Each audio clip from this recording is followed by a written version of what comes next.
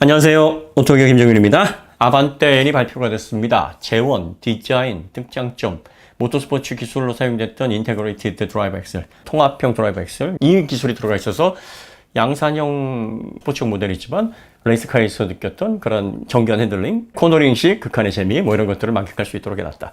자, 이런 어떤 다양한 정보들은 다른 채널에서 이미 많은 부분들을 여러분들이 얻으실 수 있는데, 현대N 공식 채널에서 오피셜 영상이 하나 올라온 거 많이 보셨을 겁니다. 엘버트 비어만, 그 다음에 틸 와텐버그. 틸 와텐버그 이분은 모터스포츠 분의 부사장님이시죠. 그 다음에 토마스 슈미에라, 현대자동차 상품본부장. 이렇게 세 분이서 만담을 하시면서 많은 분들이 EGMP로 만든 N을 기대한다.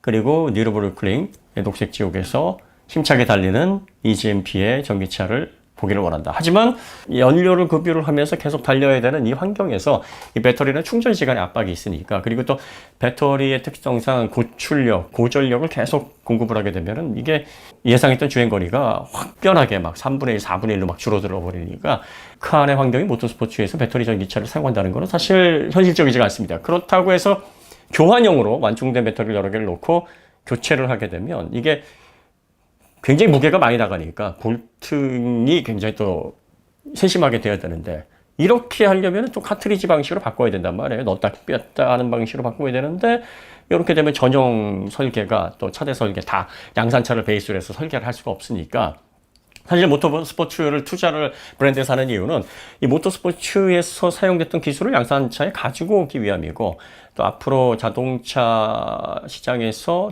보다 진보된 기술을 테스트하기 위한 테스트 베드로 사용하는 건데, 전혀 다른 설계를 적용해야 되고 카트리지 방식을 사용하기 위해서 우격다짐으로 만약에 이런 형태를 만들어 보게 되면 모터스포츠에 투자하는 의미 자체가 없어집니다. 그리고 의미가 없어요. 그러다 보니까 아이스 자동차의 레이스카에 비해서 이런 구조적인 단점을 가지고 있는데, 이걸 어떻게 사용할 수 있느냐. 한 가지 해법을 제시를 한 게 현대의 하이드로젠 시스템. 연료 배터리 차를 같이 적용을 하면, 그러니까 이 영상에서는 전륜의 연료전지, 그 다음에 후륜의 B배터리. B배터리가 이제 우리가 사용하는 전기차의 리튬이온 배터리, 충전식 배터리. 이 두 가지를 전륜, 후륜으로 해서 분리를 해서 통합으로 사용하게 되면 수소 연료 배터리 시스템을 통해서 지속적인 구동이 가능하고, 또 고출력 P배터리를 통해서도 출력을 통해서 극한의 퍼포먼스를 낼 수 있는 그런 시스템으로 운영할 수 있지 않겠느냐. 그리고 이미 이상엽 전무가 이런 관련된 스케치를 보여준 적이 있는데 굉장히 인상적이었다. 이런 얘기도 했습니다. 다시 말해서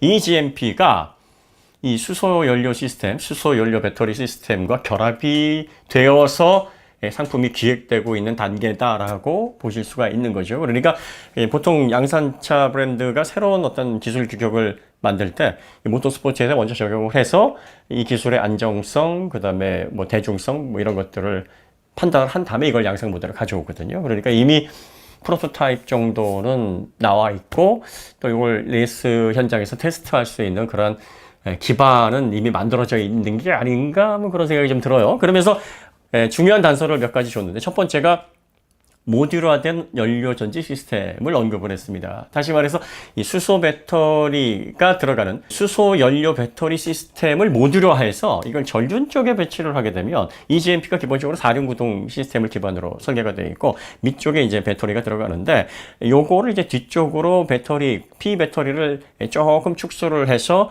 뒤쪽 후륜 쪽으로 구동을 담당할 수 있도록 해주고, 앞쪽으로 사실 이 전기차 같은 경우에는 앞쪽에 엔진이 들어가지 않는데 이쪽 구간을 모듈화된 하이드로젠 시스템, 수소 연료 배터리 시스템으로 넣어서 전륜 후륜을 이렇게 분리해서 통합 시스템으로 운영하는 이런 방향을 지금 모색을 하고 있는 걸로 보입니다. 근데 이제 이렇게 되면 비용적인 문제 때문에 당장의 양산 모델로 생산하기는 좀 어려울 거예요. 왜냐하면 수소는 온 우주를 통틀어서 가장 가벼운 물질입니다. 그러다 보니까 이 700바의 압력으로 충전을 해야 됩니다. 그러다 보니까 메탈 탱크는 안 돼요. 그리고 메탈 같은 경우에는 수소의 물질 특성상 이제 수소 취성이라 그래서 오래되면은 이제 메탈을 이렇게 가루로 만드는 특성을 가지고 있기 때문에 굉장히 두꺼운 카본 탱크로 만들어야 됩니다. 그래서 카본 탱크를 적어도 현재 뭐 넥소 같은 경우에는 3개 집어넣고 있는데 뭐 한 2개 정도는 아마 들어가야 되지 않을까요? 예, 그래서 수소 탱크 들어가야죠. 그다음에 수소가 산소와 결합하면서 그 안정화가 되면 이제 H2O 물이 되지 않습니까? 그 과정에서 안정화를 이루는 그 과정에 부하로 전기를 냅니다.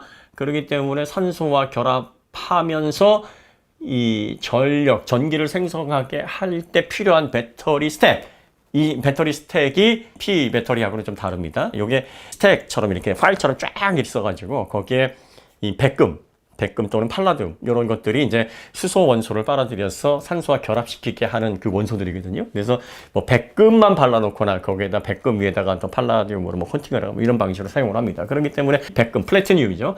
요거 같은 경우에는 상당히 비싼 원소들입니다. 이게 들어가야 되기 때문에 배터리 스택 자체가 가격이 굉장히 비싸요. 그러면 카본 탱크도 카본을 굉장히 두껍게 감아서 리인포스드 시켜야 되기 때문에 이것도 비싸고 배터리 스택도 비싸고 이걸 어떻게 공간적인 문제도 문제지만 비용적인 문제는 어떻게 낮출 것인가, 이걸 양산차에 적용하게 되면은 단가를 어떻게 낮출 것인가, 이 문제가 있고요. 그 다음에 또 이 두 가지 시스템을 같이 넣으려면 이제 배터리 전기차에서 배터리 부분의 원가 굉장히 중요하거든요. 그러니까 이 양쪽에서 발생하는 그 비싼 부품들의 원가를 어떻게 낮출 것이냐, 이게 사실은 관건이죠. 그리고 또 공간적인 문제, 모듈러를 해서 최소한 이 공간을 덜 차지하게, 그래서 하이드로젠 시스템이 앞쪽에 들어가게 되면은 내연 전기차처럼 앞쪽이 이제 꽉 차겠죠.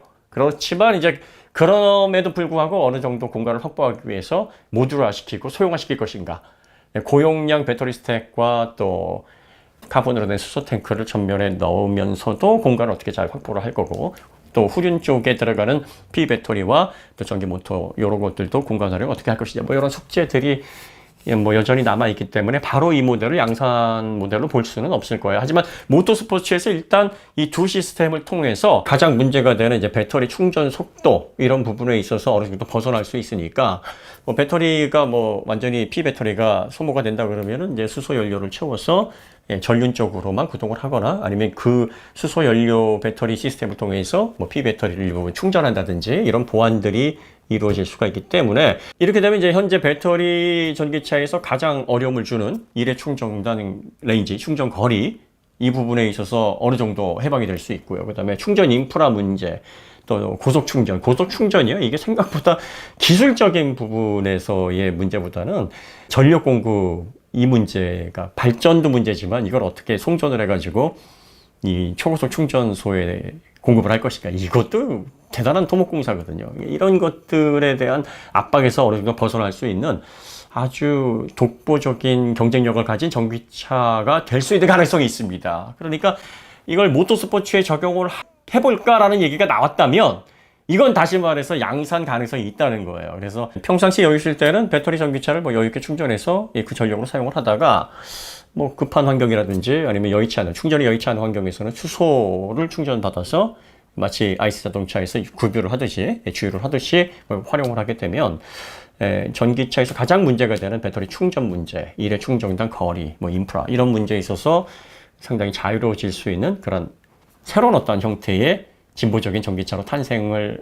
할 수 있지 않을까, 이런 기대감을 갖게 하는데, 문제는 이제 워낙에 수소 전기차에 들어가는 비용, 다시 한번 말씀드리지만 뭐 카본 탱크라든지 배터리 스택 뭐 이런 것들에 대한, 그 다음에 또 이걸 어떻게 소형화해서 실내 공간을 확보할 수 있는 이 문제, 그 다음에 두 가지 시스템이 들어가게 되면 가격 경쟁력을 어떻게 또 확보를 할 것인가, 배터리 전기차만 해도 비싼데. 어쨌든 새로운 규격을 통해서 앞으로 EGMP가 이런 시스템 부분에 있어서 또 확장된 여지를 보여주고 있고, 그러한 부분에 있어서 소비자들에게 지금의 형태와는 좀 더 진보되고 좀 더 확장된 형태의 기술이 선보일 수도 있다는 가능성을 얘기했다는 점에 있어서 상당히 좀 관심을 가져볼 만한 부분이었습니다.